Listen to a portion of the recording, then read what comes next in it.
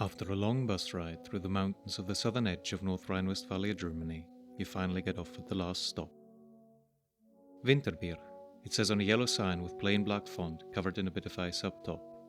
There will be no further buses from here, at least not at this hour.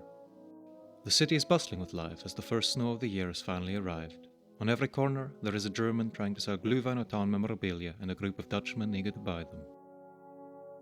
Your journey, however, is not quite over yet. For the time being, you're not in the mood for loud cities, memorabilia and skiing. You're here to get away for a couple of days with nothing but snow and fog around you. So you start making your way through the crowds, past an endless string of cafes, restaurants, saunas and hotels towards the city limits. Just outside the city, you hit a steep uphill. The sun's been down for at least an hour and the temperatures continue to drop.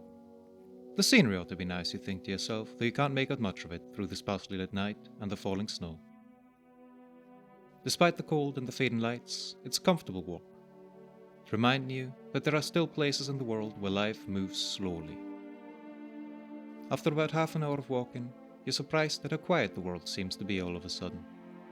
It's hard to believe you're outside the northernmost ski resort of Germany. Somewhere east of the city you reach your destination. A small, half-timbered house typical of the region that must have been there for at least 150 years. Far enough away from all the other tourists not to be disturbed, but close enough to the next village for groceries and perhaps a beer in the evening. As you open the door, a friendly-looking, hunched-over old man smiles at you. Goedendag, zeg jij de gast voor deze weken? Mijn luid gestorven werd dundag niet meer zoveel broken, nadat de Hollangers hij alles met een skihutten toebereid had. Vraag het me gewaar is waarom is te besuiken te hebben. Confused, you stare back at him, as this only barely resembles the German that you're expecting the local business owners to speak. Nor does it seem to be the Dutch of the hundreds of tourists in the city. Ja, für 7 Nächte bitte. You respond, hoping for the best.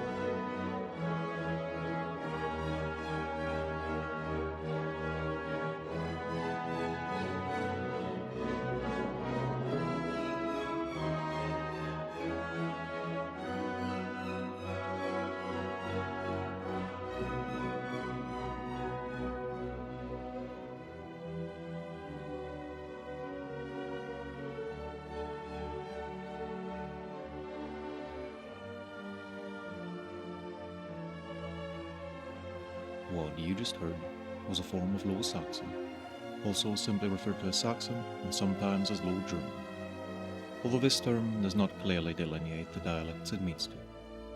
Some people might also, much to my dismay, refer to it by the German word Plattdeutsch in English.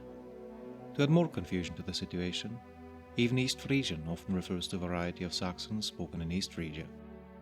Similarly, a multitude of names for regional variants are in regular use. They are in fact the main names that natives of the language will use to refer to it. This makes the nomenclature of the topic at hand quite confusing. I have therefore decided to use a classification of West Germanic dialects that was much more common some 100 years ago. It makes a simple distinction between High and Low German, where High German refers to any West Germanic dialect that did take part in the High German consonant shift, and Low German refers to any dialect that did not. The High German consonant shift is what distinguishes High German, of which the standard language of Germany is a variety, from all other West Germanic varieties, by changing a set of plosives to a set of fricatives or affricates. Compare English make to High German machen, English apple to High German Apfel, and English water to High German Wasser. Low German thus includes Frisian and Franconian varieties here.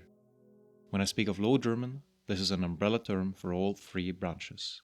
When referring to the language at hand, I will use the term Saxon or Low Saxon.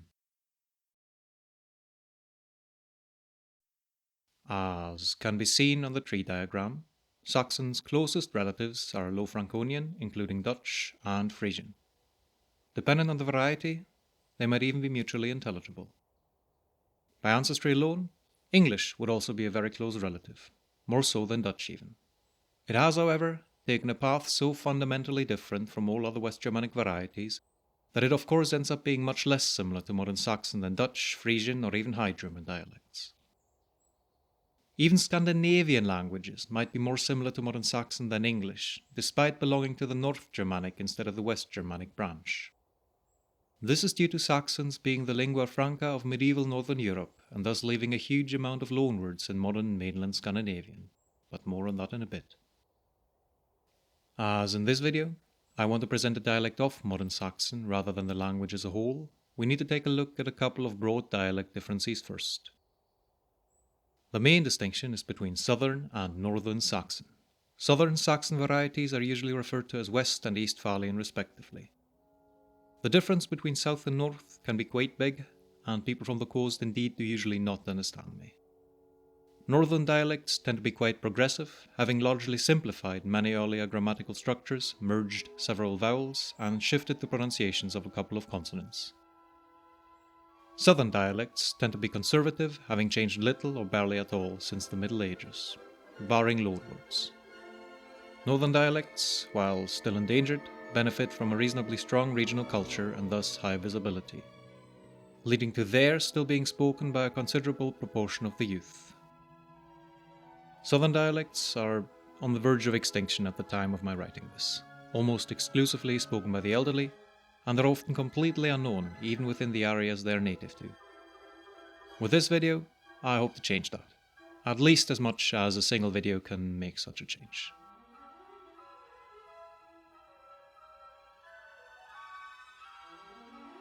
Now, all of this being said, there was a time when North and South were in fact not that different at all. In the days of legendary Hanseatic pirates and traders, the times of Charlemagne and Widukind, in the days of Old Saxon and the later Middle Saxon. Old Saxon is an ancient Germanic language spoken between the 8th and the 12th century in present-day northwestern Germany and the eastern Netherlands. This covers roughly the same area where Saxon is spoken nowadays, except for all the eastern parts, which were only expanded into in the later Middle Ages. Its most famous document is the Helion, which is a retelling of the Gospels in the style of older Germanic heroic poetry, trying to appeal to the at this point still pagan Saxons, making use of imagery that you might find in something akin to the Eddas or Beowulf, but applied to Jesus Christ and his retinue, with the eventual purpose being the conversion of the Saxons to Christianity. That skolum sea fiori thu fingron skrivan, setjan and ishingan and isegjan forth. Those are Helion verses 32 and 33. Meaning roughly, that should they four with fingers write, set and sing and say forth. But the meaning of this is not particularly important right now. The only reason I'm including this is to show you the nice alliterative poetry that was used back then. As you can see, every other word starts with an S, and that formed the backbone of old Germanic poetry. A similarity in how the words start, as opposed to what we have nowadays, a similarity in how they end. Old Saxon was a highly inflected language, as is typical of these older stages of Germanic. You will find similar paradigms in Old English or Old Norse, where there are still many full vowels in unstressed syllables. Dioval, diovles, diovle, diovlu. There is still quite a bit of variety in the vowels that you can have in this last part of the word. Then, as these vowels are reduced to a schwa, we move from Old Saxon to Middle Saxon.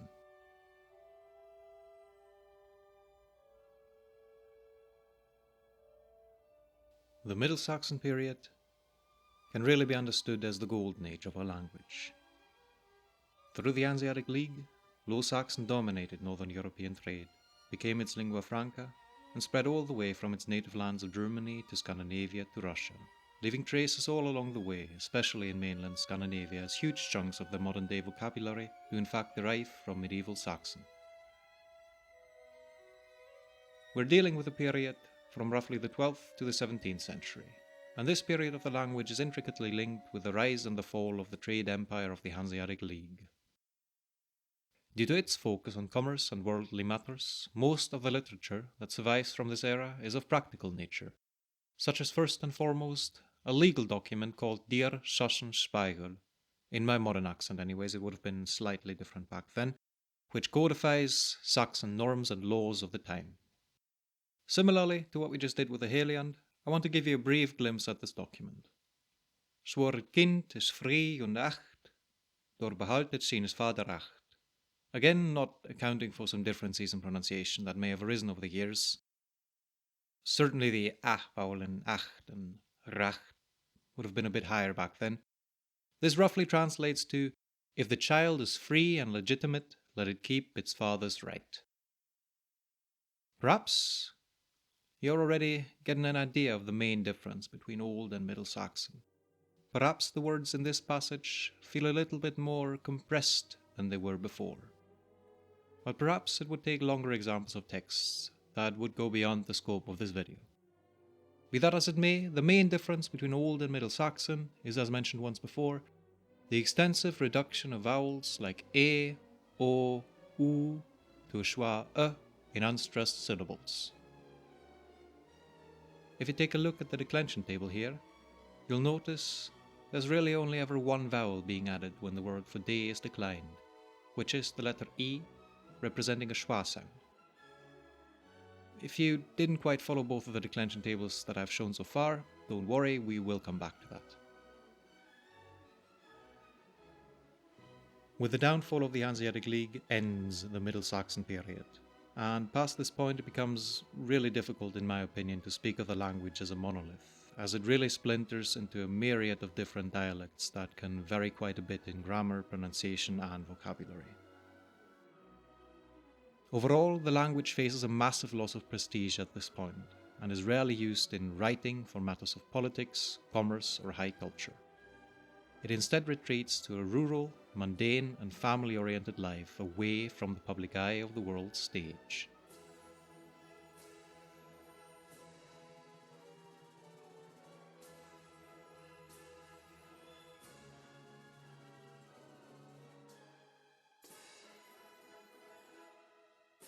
After having gone through some basic information about Low Saxon as a whole and given a bit of an overview of the history, there remains one question to be answered.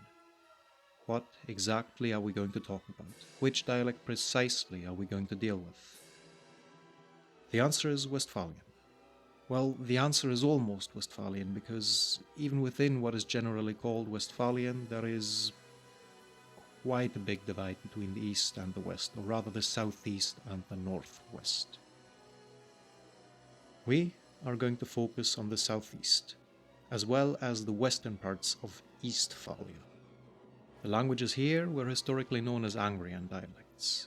You may have already seen it on one of the maps that I showed earlier, but in case you didn't, this here is our focus. It is known as Angria or Angaria in English, and on the continent we call it Engarn, though you will almost never hear anyone use either term. Even though I should have probably addressed this at the very beginning, I will now answer the actual burning question that has been on everybody's mind the entire time. Why should I care about Angrian or Westphalian? For that matter, we will now take a look at the declension tables that I only gave you a glimpse of so far. We already discussed the main difference between Old and Middle Saxon being vowel reduction. Here you can see the word dioval, devil, compared. You will notice there are substantial differences between the Old and the Middle Saxon column. We have dioval, diovelej, diovele in Old Saxon, and then we just have ul in Middle Saxon, because of the vowel reduction. Now here comes the interesting part. As you can see, all the cases are still distinct in Middle Saxon. And now let's take a look at Modern Saxon. you'll notice that they're actually the same. For a strong masculine noun like devil, we have nominative. This is the uninflected subject form, de duivel, the devil. Genitive, that is the now rarely used case indicating possession, dies duivels, the devils. Dative, dem, den, duivelen. This can often be translated as of or to the devil in English, and indicates an object indirectly involved with an action. And lastly, accusative, den duivel. This indicates an object directly involved with an action. In a sentence like, Ik verbanne den duivel, I banish the devil is a direct accusative object. Particularly important to us is the distinction between dative and accusative. This is lost in most other Low German dialects and more reduced in High German ones. The last syllable in duivele would not be pronounced in modern Standard German. It would simply be Teufel. In other Low German dialects, it would be den or even just de duivel, only marking it as an object of the sentence or not marking the case at all. A lot of the changes that occurred in other dialects between the years 1200 and now just didn't in Angrian dialects. This is a remarkably conservative language. And if you want to go back in time, hop into your kogge in Lübeck and go to Sweden to sell your fish, this is probably the language you'd need to learn to do it. Perhaps at this point you're aching to actually hear some of the language, barring the couple of sentences that I spoke at the beginning. If that's the case, I got some good news for you, because I also have the feeling that at least some of you will not believe me when I tell you that the language changed very little since the year 1200. For that reason, I want to play a couple of snippets of modern recordings which have their unstressed syllables intact as they were in Middle Saxon, maintaining a proper and clear difference between dative and accusative. These are some recordings of the little village called Merov, which is very close to where I live. The important phrases to listen out for are in den allere, literally in the age, and in mijn allere, literally in my age, both roughly translating to this old and as old as I am. Ja. Dacht ook in den allere zijn alle wohl so Ja. gut. Jo, dat stemmen wat Ja, maar dat zijn mijn allere was. Stein gewesen. Jo, ein Jahr, wie ist ein Jahr jünger. Notice that the woman says allere. This is age, cognate with German Alter. The third syllable of this word indicates that it is in the dative. Now, I made this recording earlier this year in a bit of a chaotic manner, so it may have been a little hard for you to follow what was going on. I have another one here from Villingen, which is in modern-day Hesse, but in terms of language, very much in line with all the features that I'm trying to show here. If you speak some German, you will be able to follow this one quite easily. He's been asked to translate the sentence, in the winter, the dry leaves fly through the air. Only the last sentence will be in Saxon. The rest of the conversation happens in German. Also, Ja, soll ich Ihnen das jetzt direkt Genau. aufs Blatt übersetzen? Oder? genau, ich sage Ihnen das erst nochmal vor. Also Sie können das gerne mitlesen, wenn Sie mich nicht so gut Ja, hören. ja, ja. Mhm. Also im Winter fliegen die trockenen Blätter durch die Luft herum. Mhm. Im Winter vliegen de droge bladeren door de lucht rond. In the winter is immer Wintere. This is again something you might be able to make some sense of if you speak German. In German, in the winter is im Winter. But notice that the word winter ends on the R. That is because German did lose the dative E at the end of the third syllable that marks the case. You will also hear the dative E at the end of shorter words, such as wind. In the wind would be immer, im, or in winde, or winne, or winge. There's a couple of variations of that. This is even more common than the third syllable schwa, and is used in almost all of southern Low Saxon. Lastly, I want to give you a text to read along to. This man is reading out these exact sentences in this exact spelling. This is not something that I wrote, this is something that somebody else from his village put the text in his own spelling system. I want you to pay attention to the last word. He's going to say it very clearly. Te kunne. That is, to be able to, or more literally, to can. Richtung Aastroep, Harn, Koolweners, Luls, zo erg gerade als in nieuwe huizen betoren. Dat alle huis aan de kolen, dat is zo allemaal een deken weer. Kleine deken in het dorpmidden, waar vandaag de kriegerdenkmoestijd hadden die gemeente kocht om 55 afgeritten om im jaar door nog een feuerwehrhuis bouwen te kunnen. Te kunne. Notice that this isn't even written. The man who wrote this down made a mistake. There are a couple of other Germanisms here as well, but the important one is the missing dative E on können. The infinitive of a verb should inflect just like a noun. The man who wrote this forgot to do it, and the reader is adding it back in because this is still so ingrained in his internal grammar. He'll pronounce it even when it's not written. So indeed, these dialects do have grammar archaic enough to be at home in the Hanseatic era all the way back in the Middle Ages. We also find that many words by default end in a schwa where they wouldn't in other languages. Compare English butter and Saxon buttere, for example.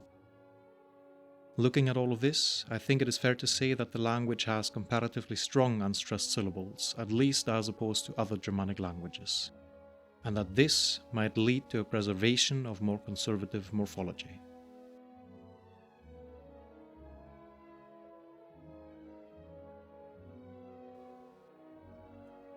Verbs are often similarly conservative to nouns, if not more so, as Hermann Jellinghaus points out in his 1884 book Zur Einteilung der niederdeutschen Mundarten, where he does not only discuss Angrian or Westphalian, but everything from Angrian to the dialects of coastal Germany and most of the modern-day Netherlands. According to him, most Westphalian tongues and those dialects east of the Weser have an upload system that is very much in line with Old Saxon. Upload refers to the conjugation of verbs by changing a vowel. Like English, sing, sang, sung. Compare East Westphalian, singe, sank, sungen, sungen. Pretty much the same as in Old Saxon, singu, sank, sungin, geschungen. And English for that matter. The U in sungen is not a deviation from Old Saxon, by the way, but simply an umlaut due to the I in the second syllable. This, of course, also applies to verbs that can't be easily compared to English, such as nemen or nemen or nimmen. To take. Old Saxon nimu, nam, namin, yinuman corresponds directly to nieme, nam, naimen, nuomen in the dialect that Jellinghaus presents. This, however, goes along with quite a bit of idiosyncrasy. Perhaps a good example of that is the verb moeten.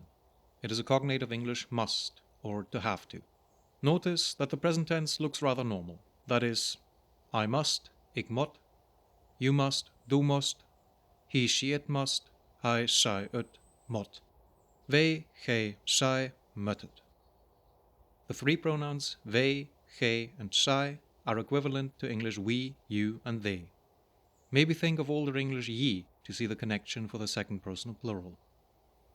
But once we look at the preterite tense, things start to look a little strange. We see that the S actually switches to a ch. So it is not ik mochte, but ik mochte. Not du mostest, but du mochtest. This also carries over to the subjunctive mood, which is used to express something that is hypothetical or not real. English has one remnant of it. We don't say if I was you, but if I were you. Were is the old subjunctive mood. Here we do not say ich möchte, think of, for example, High German ich müsste, but ich möchte. The word now sounds the same as I might. That would also be ich möchte. This verb here will also serve to illustrate a very basic feature of a conjugation. That is, the Angrianic unitary plural. Unitary plural means that in the plural, all persons have the same form or ending. It is always ut in the present tense and always in the past. Wij muttet, gij muttet, zij muttet. Wij mochten, gij mochten, zij mochten. In High German, for example, you would have a separate form in the second person plural. It is called the Angrianic unitary plural because this is something common to all Old Angrianic languages. This feature is shared by Old Saxon, Frisian, and Old English. Whereas in this stage, other Old Germanic languages would have still distinguished persons in the plural. Even the ones that don't do so nowadays, like Dutch and most Scandinavian languages. Whereas Angrianic languages such as English, Saxon, and Frisian never did distinguish those.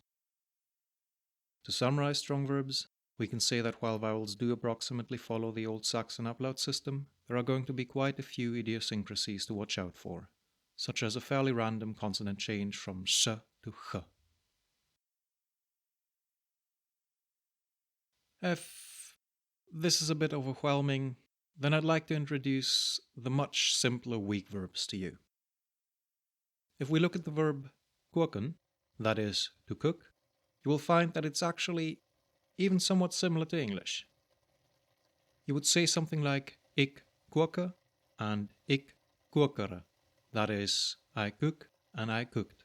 Now, I'm pronouncing it as kokere, but this actually comes from an older d sound. This is a direct cognate of English cooked, as you can still see by the spelling. All we need to know for these verbs is a simple pattern of endings, and this will hold for every single weak verb. Ik koke, it is simply a schwa at the end. Du kokest, hij, zij, het koket, wij, gij, zij koket. The preterite tense and the subjunctive mood are even simply identical.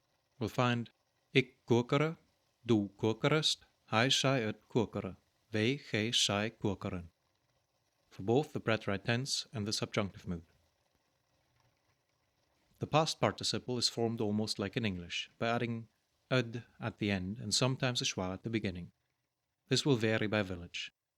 Some verbs will also use a t ending instead of an r ending. English has a similar system where we say I leave, I left, not I leaved. This is primarily seen after an n. I stood, for example, is ik stonte in many dialects, not ik stonere. Lastly, I'd like to introduce what is probably the most basic verb in all languages, to be, zijn. I am is quite characteristically for most of Westphalian ik zijn or ik zij, where you might find ik bin or ben in other tongues. Simple past, ik was, like I was in English, and subjunctive mood, ik were, like I were. English you are is du bist, simple past and subjunctive, du wörest. Hij, zij, het is simple past was, subjunctive mood, were, just like in English.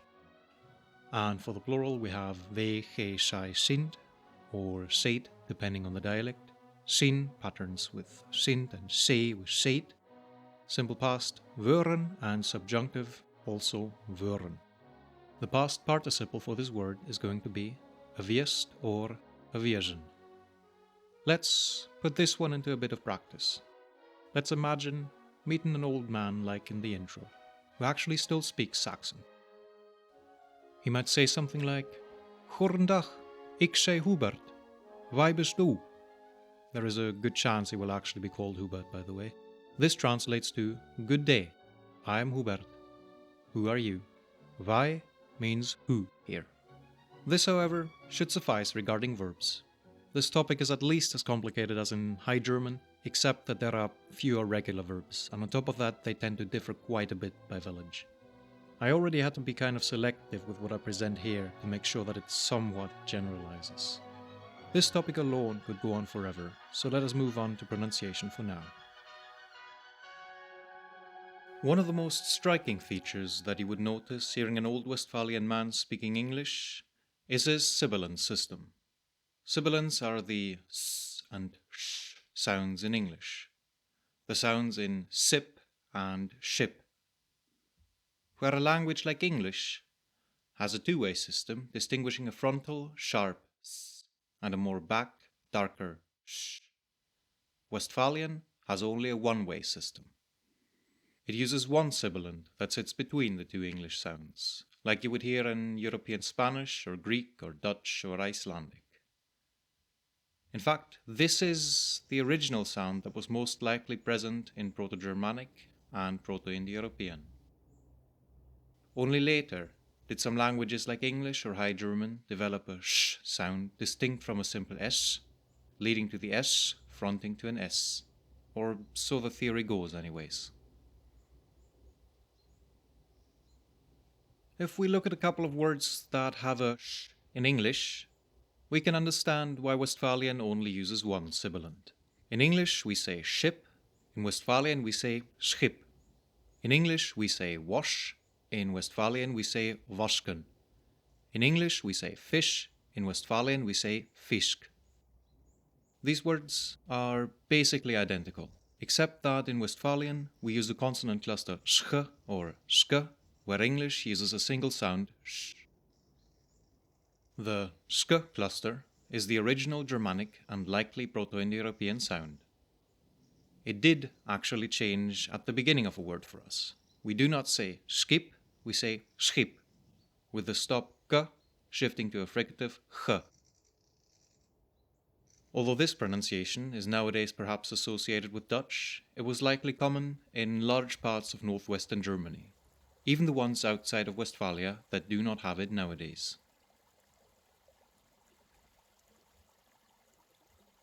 The most interesting thing about this sch cluster is probably that speakers of Saxon have long assumed it to be equivalent to a sh of other languages.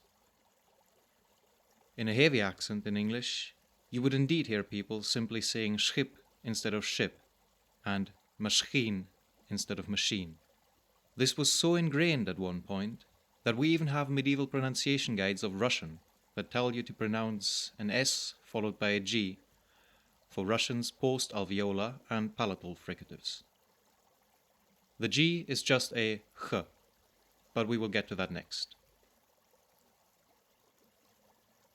We can still hear this very clearly nowadays in loanwords.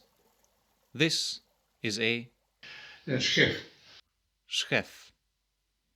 And this is a recording of the same man reading the word machine, not even producing it spontaneously, but reading it.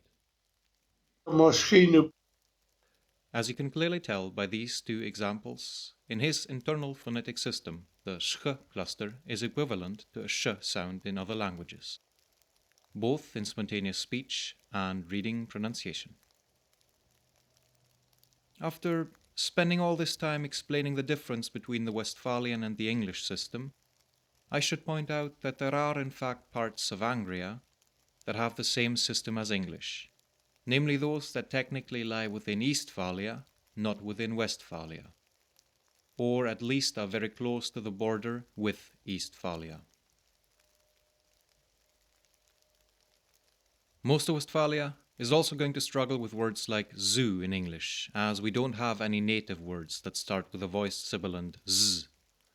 It is always voiceless at the beginning of a word and at the end. Except for in the East, there it is always voiced at the beginning, but for the most part, the voiced variant z only occurs medially between vowels. In his 1886 book, Die Soester Mundart, Ferdinand Holthausen points to two Westphalian consonants that were well-known stereotypes throughout Germany at the time. One of them being the sch, and the other one being the r or ch. This is the second sound that would stand out with an Old Westphalian man speaking English, as the stopped g, as you hear it in English or High German, is absent from our dialects. In its place, we have a r.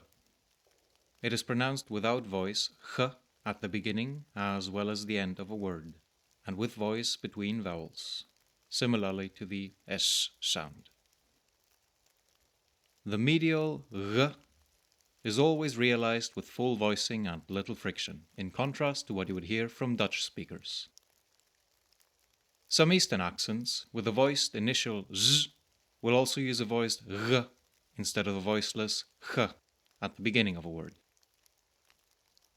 Many old people will consistently replace High German G with a fricative R or H, and they would do the same in English, as German and English have equivalent sounds here.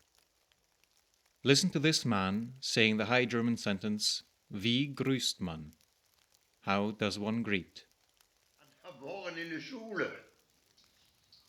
Finke, Lippenhaus, Kloppenburg, Sander, stehen bleiben. Wie grüßt man?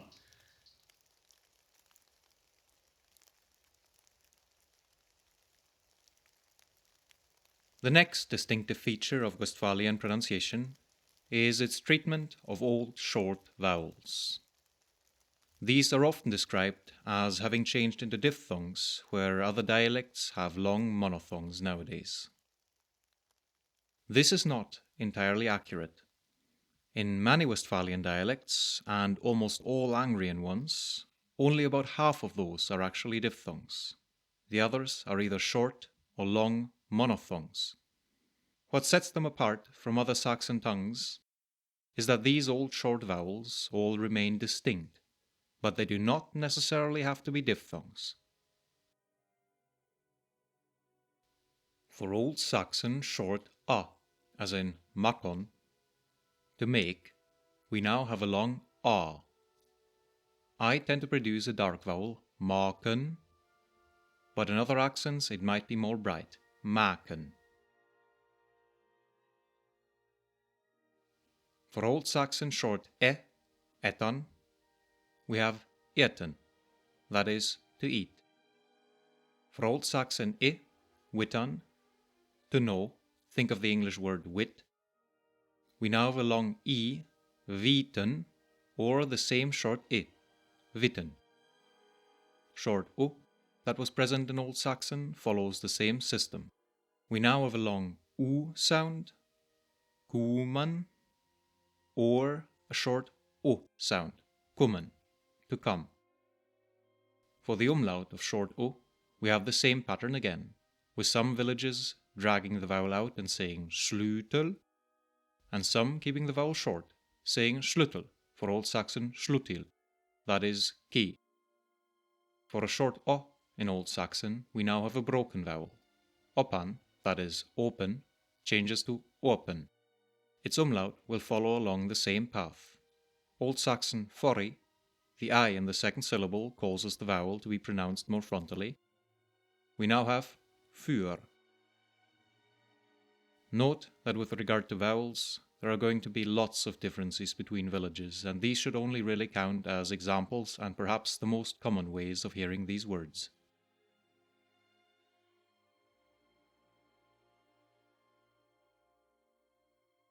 One of the characteristic features of a Low Saxon is often assumed to be the preservation of old long vowels as monophthongs. This is not present in Angrian. We have diphthongized almost all of them. For Old Saxon a, as in slopan, that is to sleep, we now have a rounded vowel, slopen.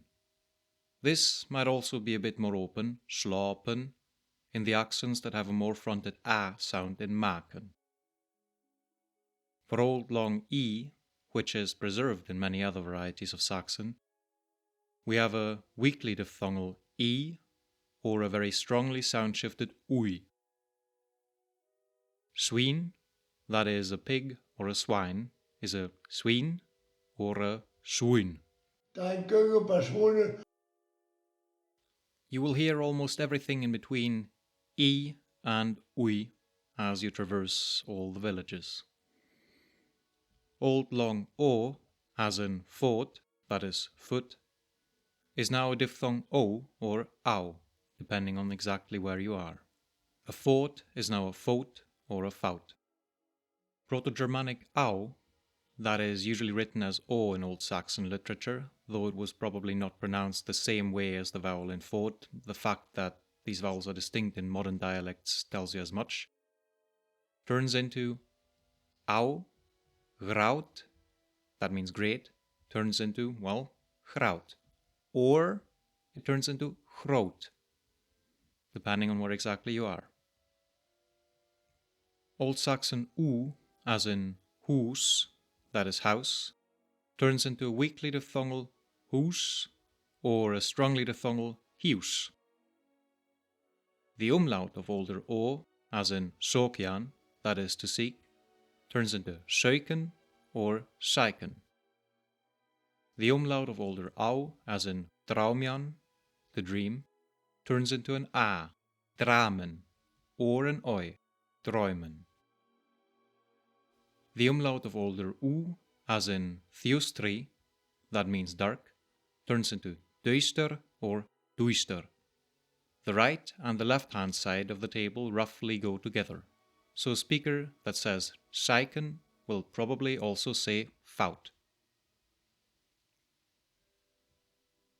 As I noted once before, the variety with this topic can be very, very large. For an Old Saxon u, as in hus, we for example find next to the common forms hus and hius, a pronunciation of hies in Niedersfeld. Hinger oeze me heerse, staat drauwe schöne appelbomen met reenappelen. Or huis in Alme and Messinghausen. Herre uit een huis haalt, ter uithulpen beim kalkbruggen. For an Old Saxon long a, as in slapen, Modern Saxon slopen, English sleep, we find a pronunciation of slepen in Ettern and Hengland. Slepen. And for an old au, we have I in Alme and a in Burgen. So red, that is rout, would be right or raat. Zo'n graten korn had de harredij. En daar hadden de een ijzerbaan erin laten. These are only a couple of examples of the multitude of vowel differences that you're going to hear when traversing the old lands of Angria and Westphalia. If verbs could go on forever, this topic could go on forever and a day. In fact, people have written articles and books and more articles and more books since the 1800s and only barely touched on all the examples that I just mentioned. Just because there was so much else to talk about. Therefore, let us move on from this topic as well.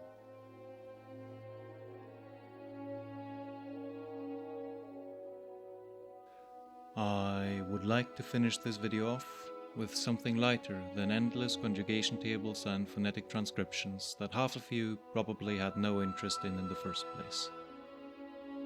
Let me therefore present a few findings in old books that I made over the years regarding Westphalia at the end of the 19th century.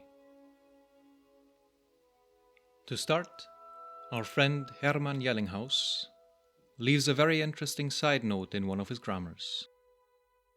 While dealing with a completely different dialect, he makes a note on the region that is now known as the Sauerland in Standard German. In the Westphalian Southlands, Sauerland is a miscalc from Westphalian Sauerland, Southland or Sutherland, the interdental spirans, the English soft th, supposedly still appears. Indeed, one hears people speak vri or vrei on occasion. Vri and vrei, of course, means three here. It is thus possible that the th sound that supposedly disappeared from all continental West Germanic by the early Middle Ages actually survived in a few villages until the 19th century, far longer than is generally assumed.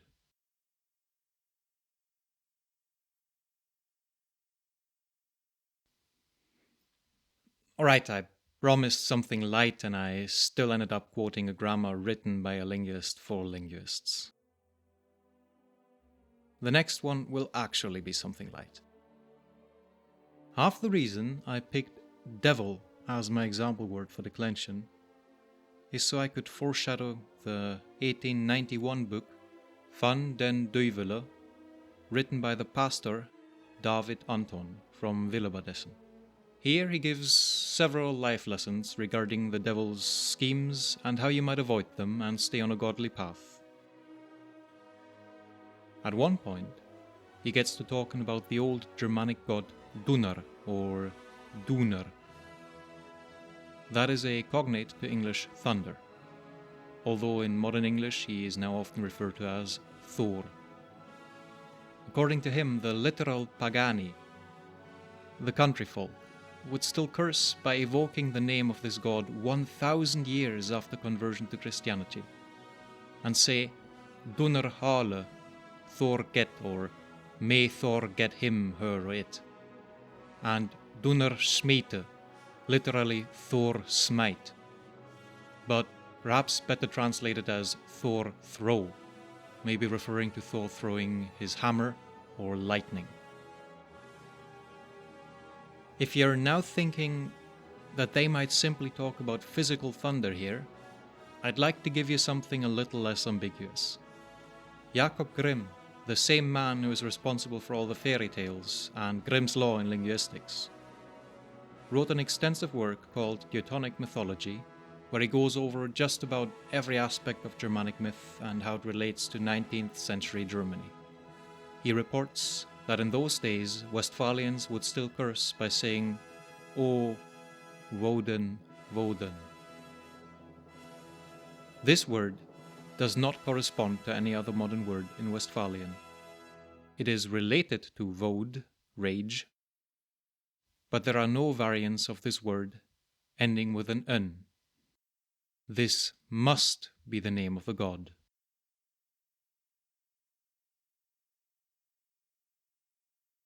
Westphalian was also Jacob Grimm's favorite type of German, as he points out in one of his many preserved letters. Many times already I was forced to regret how unthoroughly the Westphalian language has been researched, and have not made it a secret that among all German tongues I consider it the most important and plentiful. To make sure you don't finish this video feeling too good, I'd like to address the elephant in the room here. All of these finds are 150 years old, so what's left of that nowadays? Well, not much. I have never encountered the cultural remnants of ancient paganism that we just discussed in my daily life, and even the language itself has become almost foreign to its own homeland. The situation is so dire that old speakers, as well as myself, are almost never read as even being German based on how they sound. And also almost all speakers that are still around are old, very old in fact. Usually we're talking about 80 years of age and above. So 10 years from now, I might literally be the last person left who still knows this language. I hope I'm wrong about this. So if you're aware of anyone else who still speaks some Angrian or Southeastern Westphalian, please let me know.